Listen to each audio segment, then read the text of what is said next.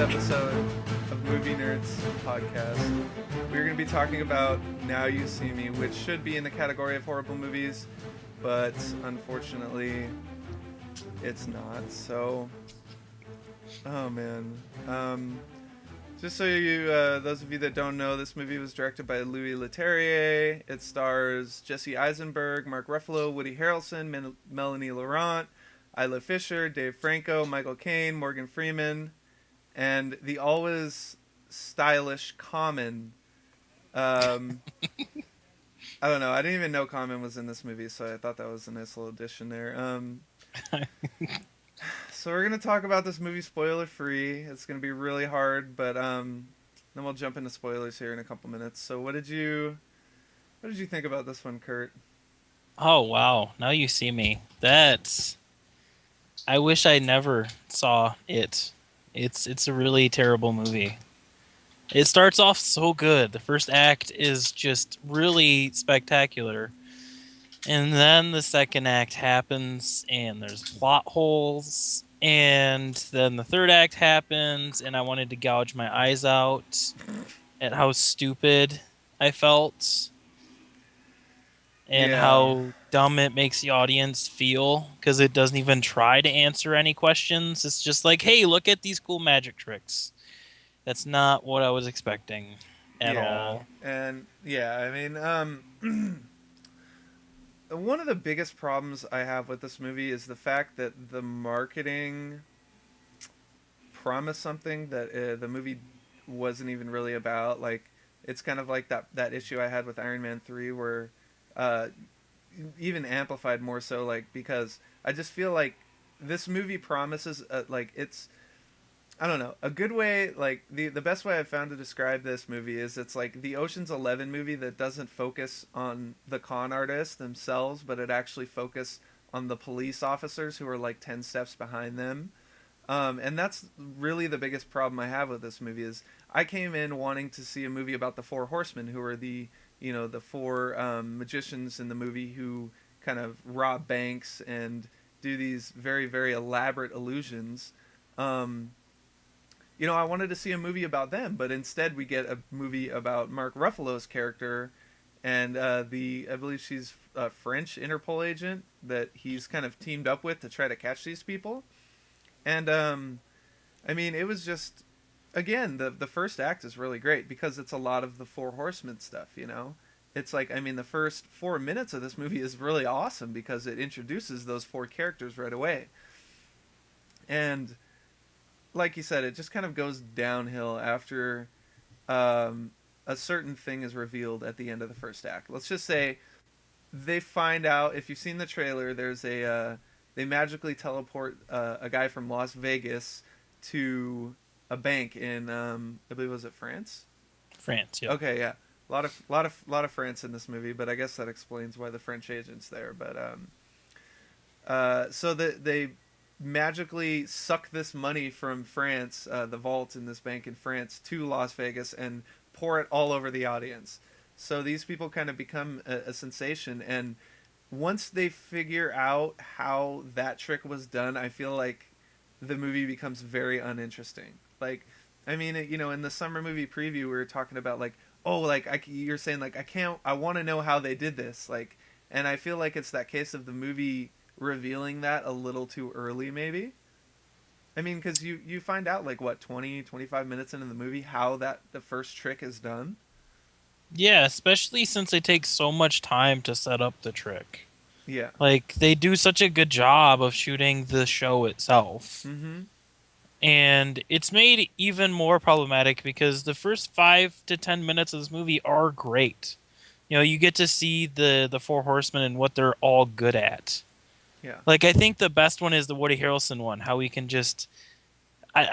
what was his ability again? It was like mentalism. Mentalism, but it's more like hypnosis, and then he just like reads the tics in people. Like he decodes like what they're thinking through their body language. Yeah, like what what he does to that couple at the beginning of the movie is just hilarious. I know, and it's so awesome. Like it's so well, not only acted, but it's actually very well written. Like, which is why this movie was such a letdown for me.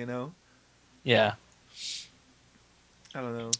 But furthermore, I mean, the whole movie is a failure because the Four Horsemen are cast so well, and they all interact with each other in such a great way. And when you take that dynamic out of the movie, you're left with a very painful Mark Ruffalo performance. That I like Mark Ruffalo, but they try to push this chemistry between him and Melanie Laurent the whole film, and it just isn't there. Yeah. And there's one specific scene in the second act with Mark Ruffalo that is way too long and it's way stupid, and it kind of ruins his character for me. I'm not quite sure what you're talking about, so we'll definitely have to get into that in spoilers. Yeah, I mean, I have to agree with you that, and the fact that the chemistry between the four actors who played the Four Horsemen was really great. Like, you look at that scene where they're first meeting up in the apartment where they're trying to get into. Like, it's so well done. And then it's like, okay, and then you get that scene of the first performance, and after that they really just disappear. I mean, there's the few interrogation scenes, but after that it's adios, for the Four Horsemen. And then for some reason, the third act decides to come back to them like you've been following them the whole time, and it's just this weird, like, jarring shift that happens. Well, I Uh, mean, they are there in the second act to perform the trick yeah, itself, but but after that they yeah, disappear. there's no, like, I mean, there's that scene on the elevator in the third act, like, where they're just kind of chatting, like, casually, like it's a real human interaction that they have, and I really like that scene, but it's just the tone shift that that those characters missing in the second act just creates this weird tonal shift. It feels like they're trying to go in all these different directions. Yeah. I mean, I don't know, it was very off-putting.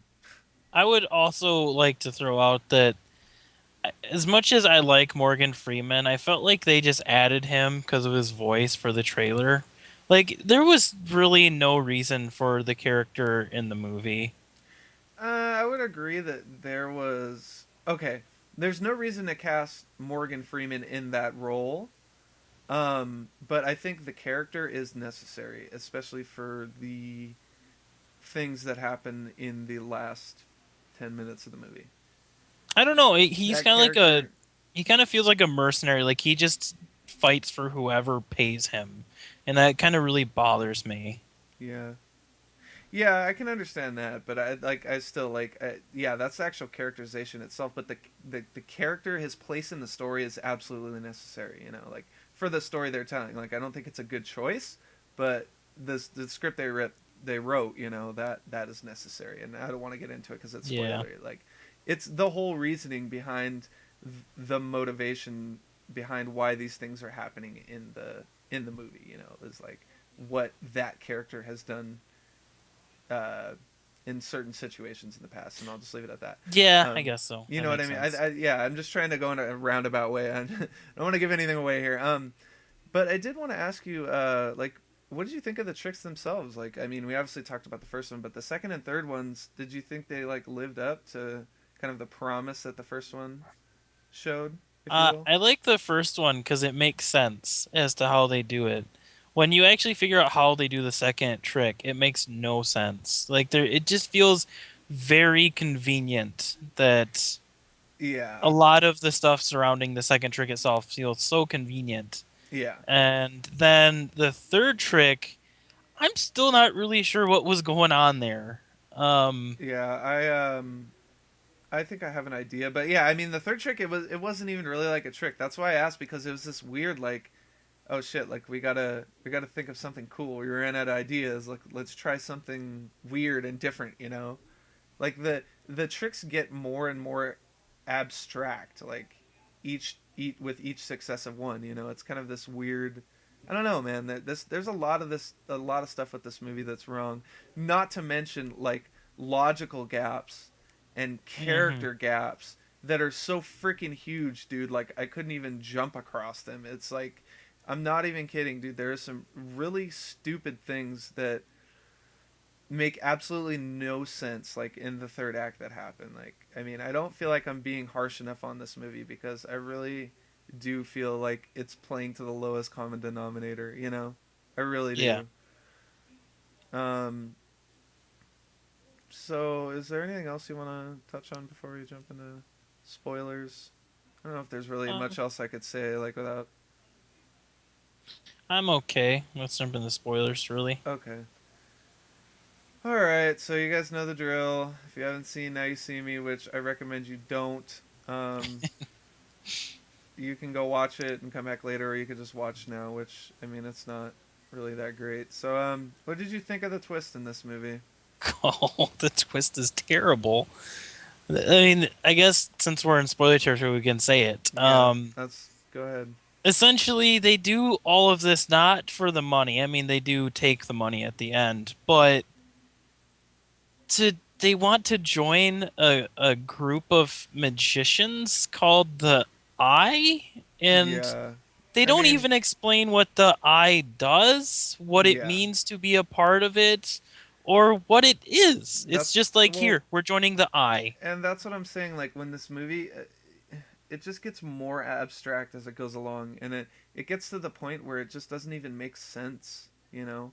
It just doesn't make logical sense. Like, why would these characters spend a year of their lives like working on this thing, like, you know, on this magic trick and trying to get into the eye? Like, they don't even know it exists. Like, there's no proof, there's nothing. Like, they're just going off assumptions, and like, it just seems like a real big logical stretch for me, you know, to for these Well, characters. I just, I don't know.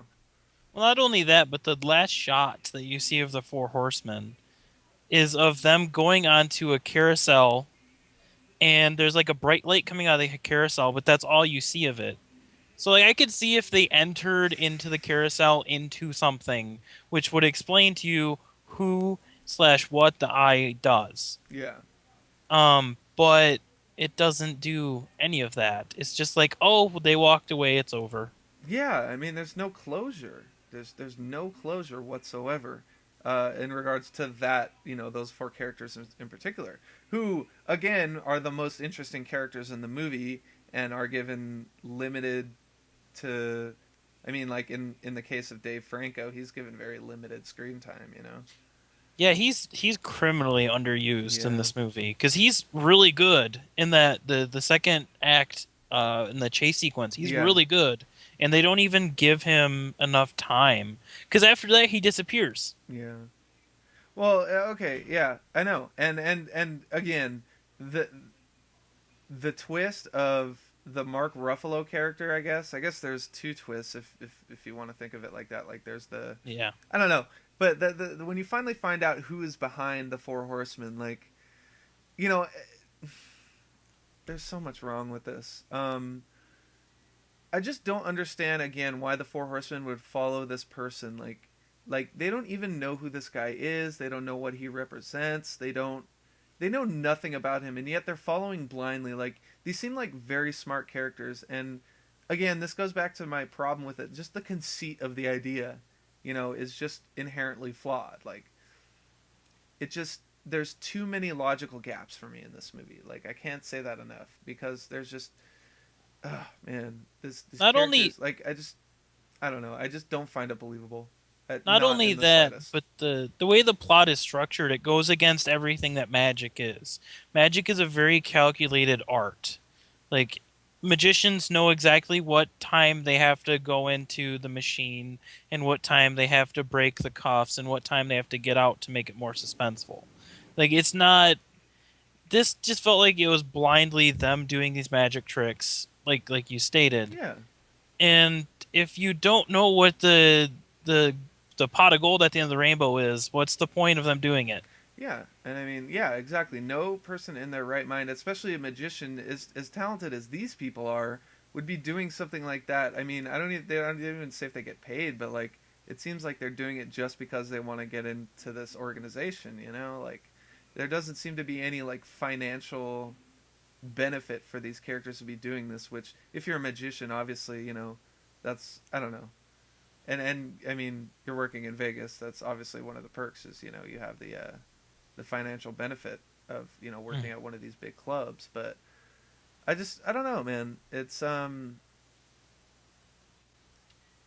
don't know. Like there's also certain like for instance, when the Dave Franco character, like when he supposedly dies, and like the twist at the end of the movie, like I didn't find these things believable. Like they show the car hitting and they show the car blowing up, and I'm like, I just don't believe that this character's dead. There's no way that this character's dead. Like Hmm. it's instinctually, and the same like I just didn't wasn't surprised by this movie. Like for a movie that's all about like you know kind of surprising you, I didn't find it to be very surprising. I No, just like because as a viewer, you kind of have to predict that either Melanie Laurent or Mark Ruffalo's character is behind it, I because they're was the only two other characters in the movie that actually follows. yeah, yeah. And I mean, I like the fact that they tried to play on the incompetence of um most movie cops, like how they're like in The Last Stand, for instance. Like you had the Forrest Whitaker character, who's one of the most incompetent people in that movie, and they tried to play on it a little bit. Like, okay, well, sometimes the most incompetent person is actually the smartest person. They're just not pretending to be, Like, and I like that idea, but just, I mean, it's just not executed well. No. And it's definitely not written well. Like the dialogue in this movie, there's some I can't even remember any of the lines because I don't want to, but there are certain points where I was rolling my eyes at the dialogue. Like some of the lines Mark Ruffalo has aren't the best. I'll say, like, Yeah. I mean, Well, well, then you get that great scene. I am being sarcastic here in the second act, where yeah, the magic trick happens, and Jesse Eisenberg is running through New Orleans trying to get away from Mark Ruffalo, and they yeah, have these beacons to keep track of all of the magicians. Okay, now at some point the beacon gets attached to Mark Ruffalo, and it felt pretty obvious to me that that had happened. But yet we get like 3 more minutes of him running around New Orleans looking for himself. And then at the end, they're like, "Oh, it was me." And the whole time, I'm like, why do we need that extra 3 minutes of Mark Ruffalo looking like an idiot? yeah, and yeah, I'm tracking myself. Like, dude, oh man, yeah. Um, What did you think about that? I mean, how did you think that scene was shot though? Like, because I didn't find it very enjoyable to watch. Like, No, the cameras are it was constantly shaking it was a throughout the lot of whole shaky thing. cam, and for no particular reason, just because they're probably filming in New Orleans and had limited space and stuff like that. But it started giving me a headache, like and again that the car chase is okay, but it's nothing spectacular. The one later in the film, and I just don't think this movie should have had action in it. Like there was really no reason for it to have action other than the fact, like other than the car chase. Like that's the one exception. Yeah, I felt like this movie was trying to do what the Prestige does, but throw action scenes in it, Yeah. and that doesn't work. Like the Prestige is good because it's a character piece. It's a bunch of characters that are constantly battling with each other to get the next best trick. Well, yeah. And No, this yeah. this one is just like, oh, we're gonna do cool tricks, but we're also gonna throw action stuff in there. Yeah, and some of the tricks aren't even that cool. Like the tricks in the Prestige are awesome, and I think it helps that the Prestige takes place in a like 100 or 150 years ago. I can't remember when it is. It's in the 1800s, and that magic was more of a mystical art form than it is now. Like I just don't really like the third trick. Okay, let's talk about the third trick. What did you think went on with that? Like the way I took it is that they jumped off the building and supposedly transported themselves into money, I guess, like, to the audience, but you have that shot of them running away in the field, right afterwards, like Well, they weren't really there. Yeah, That's I what took that. confused Yeah, me. They were total holograms throughout that whole yeah, sequence. but they don't ever really make mention to it, like, which is the weird thing.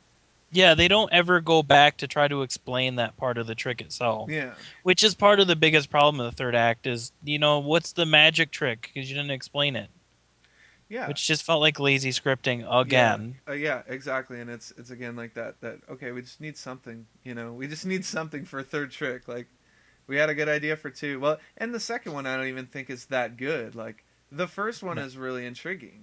How that The second works. the second one is ridiculous. Like they have the check and they put the light over it and someone else is getting money in the crowd.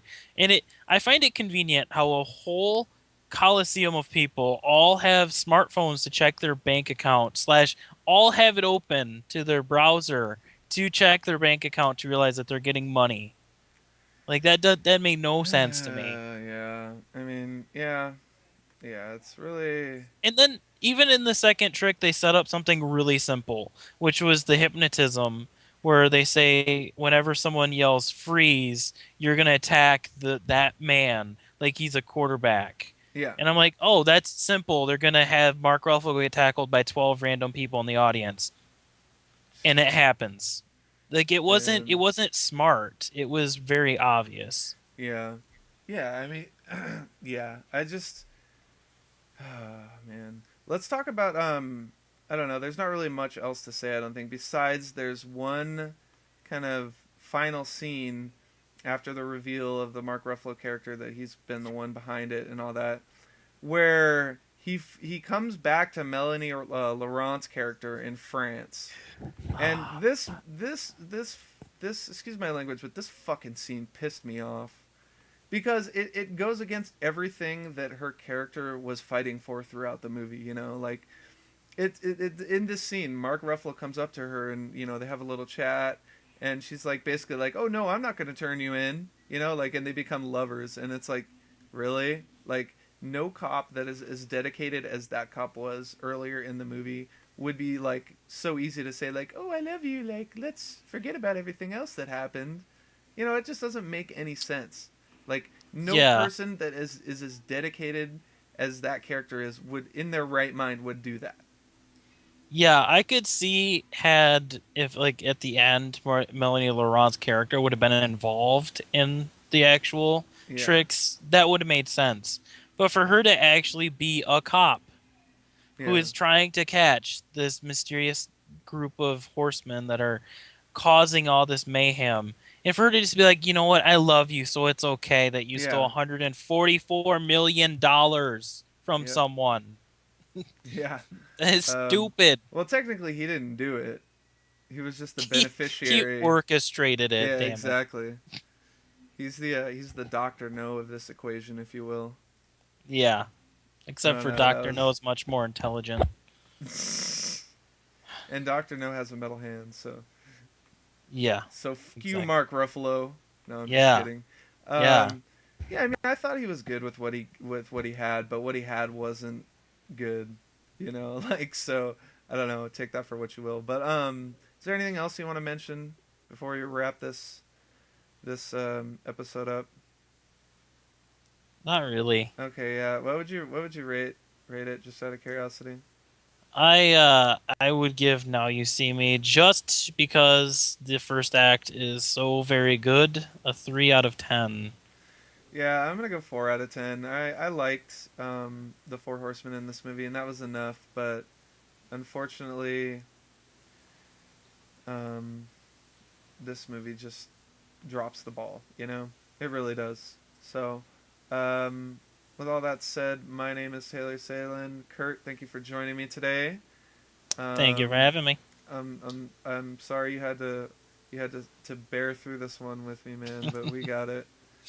It's another one Uh of those ones that's really hard to talk about because you just kind of feel like it's a lot of the same stuff. Just there's, it feels to me like there's a lot of stuff, a few things wrong, but they're amplified throughout the movie. Like, and the things that are good in the movie get worse, and the things that are bad in the movie get good towards the end. It's this weird like shift that it has.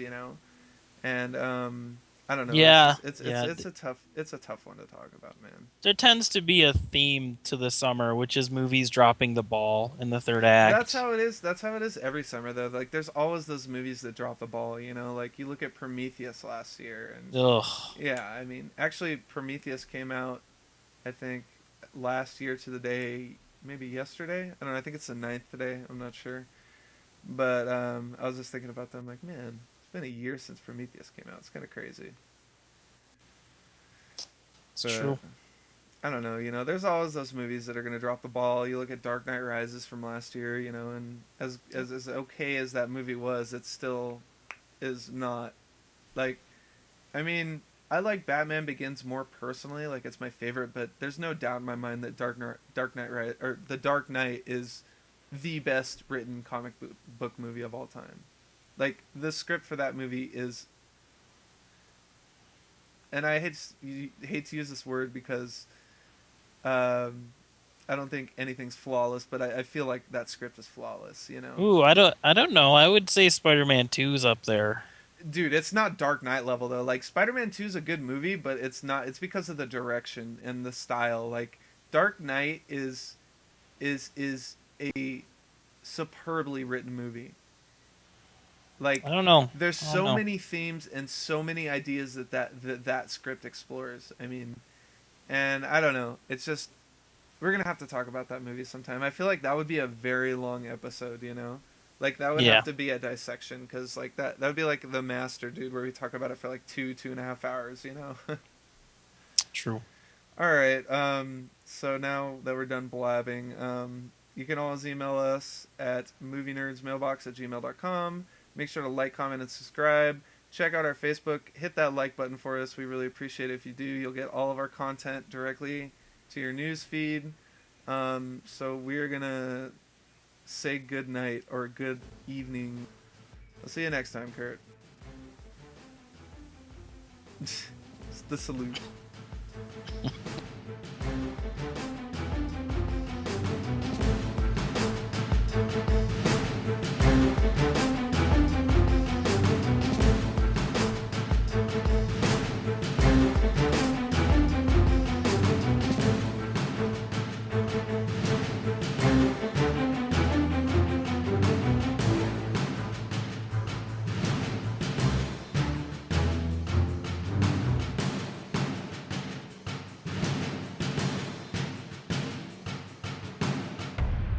I know there eventually is going to be another Bond movie that I'm like, okay, well, I know Bond's going to survive. There's no stakes here. Like, it's just a matter of how we get to that point, you know?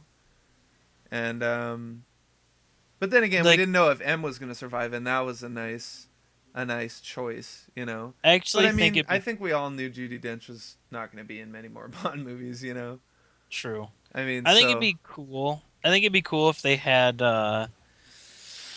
if Sam Mendes decided for his last movie that he's going to direct to kill Daniel Craig off and then start with a new agent. Like I think that would kind of that would be cool. twist the But, series on their head. but see, it's not James Bond then at the same time, and that's what people come to a Bond movie to see.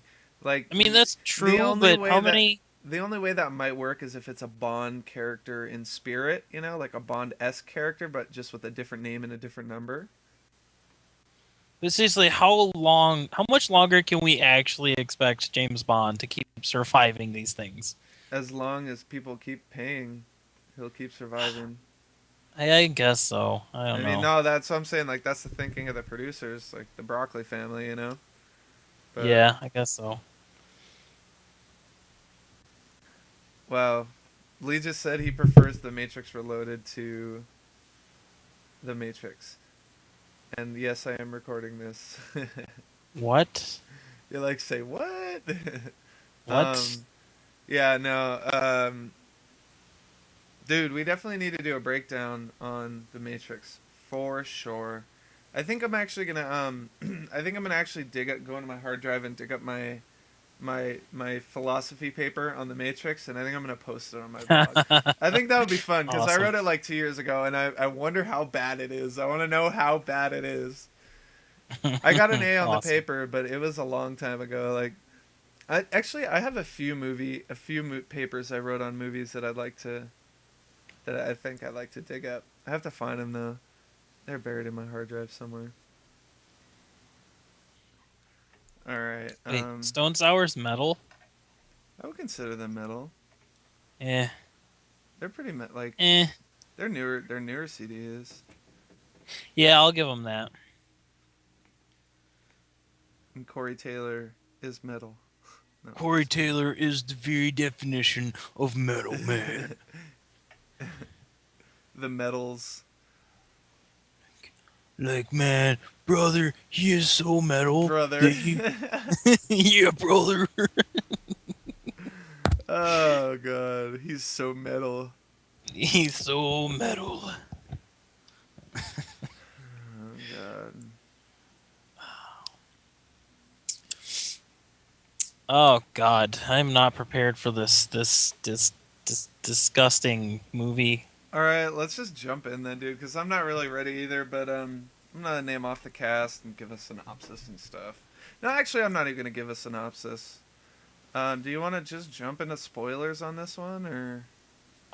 We could do something. We should do a little non-spoiler, but like I don't think a lot of my problems I have to like talk about in spoiler section because I don't want to ruin it for those who are interested. Yeah. Don't want to ruin the movie. Why they are interested, I don't know, but Fucking Tommy, he's just like, dude, I don't even care. Just talk about it. That shit was funny, man. I was laughing. It sucks that we lost that recording, though. It was a pretty fun one. it was. But it's always in our hearts. Exactly. All we have is the memory. God, this podcast just got really gay. Sentimental bullshit. Come on, brother. Come on. Don't make me go all bone saw on your ass. Yeah. Bonesaw is ready. I fucking love that part, man. Rest in peace, Macho Man. Yeah, Rest in seriously, peace. dude. Like that, I loved him in that role, man. It's like every time I watch that movie, it just makes me laugh when he says that line. I just love how everyone in the whole place is just like, you know what? Fuck this guy in a spider suit. Like, what the fuck is this guy doing? Bonesaw, fucking Bonesaw, dude. Oh god. You know when Raimi wrote that, he's just like, "Fuck yeah, Bonesaw, baby." I don't even know if he wrote the first one, did he? I'm not sure.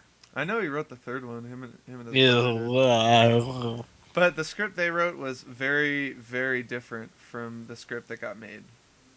Because the producers, halfway through pre-production, decided they wanted Venom in the movie, hence why he's only, in certain... He's in, like, a limited role, I guess. I don't know. I really hope that Sony, for some reason, drops the ball on Spider-Man as far as movies. So we can get Avengers 2 with Spider-Man and have Carnage as the main villain. Okay, let's jump into this, dude. Fucking... Let's do it. Alright, hold on, let me adjust. Got the Batman shirt on today. Well, the Dark Knight Rises shirt. Nice. My one I got from the prelude, or the prologue screening they had, the IMAX. They gave. Oh, that's cool. I don't get stuff like that, but Dude, whatever. I had to drive, and I waited for 3 hours in line to see an 8-minute nice. clip. So, a shirt was like very surprising because I wasn't expecting anything. It was worth it, but then again, the footage was kind of shitty. So, like the sound and stuff, like Bane's voice wasn't mixed right, so you couldn't hear any of his dialogue. Like, it's 10 times worse in what I saw than the way it is in the final movie. Like, they changed the voice drastically. Like, you can go online, and you should do that. Look up the video of the original voice, how it sounded. Because someone recorded it, and they did a side-by-side with, like, what's in the finished movie. Yeah, you posted it before. Yeah, it's pretty bad. Yeah, that's what it sounded like, dude. It was horrible. I gotta give you some shit. Come on. Dude, what the fuck? WTF, mate. WTF, mate? Have you seen that? End of the world. I love that Yes. shit. It'll be like, cheerio, mate. The English people, they're all playing shuffleboard or whatever it is. Love it. Yeah. Okay. All Do this. right. Let's do this shiz. This business. I'll give you the business. If you don't start recording, young brother man. I've been recording, bro. You don't bro me, bro. Don't bro me unless you know It's me. like that. It's like that basketball, dude. Dude. Ooh. Dude. It's like, I love that part, man. Love that movie. All right. Serious Okay. faces. Yeah. All right. Like, um, do the breathing exercises. All right. Oh my God, Kurt. That's awesome. All right. 3, 2, 1.